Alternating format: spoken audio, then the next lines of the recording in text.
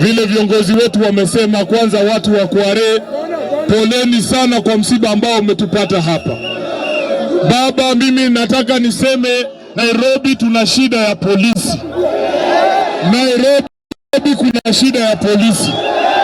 Sasa hata saa hii baba amekuja kuona watu wake, kwa nini tear gas inapigwa jameni? Nataka kuomba polisi, hakuna haja ya kuwapiga wananchi ambao hawana hatia. Na tunasema hata kama Koome ameondolewa kama yule msimamizi wa polisi, hapa Nairobi tunataka huyo Adamson Bungei na yeye pia aondolewe. Kwa sababu haiwezekani watu wanawawa kinyama, wanafungwa kama takataka, wanarusha ndani ya maji nyuma ya kituo cha polisi station, si ndio? Kwa hivyo mimi nataka nishukuru vijana wetu ambao wako rada, ambao waligundua jambo hili, na nasema kama mpaka saa hii bado kuna mili kwa hii maji, kweli kuna serikali kweli? Kuna serikali kweli? Kwa hivyo nataka watu wa Nairobi, vijana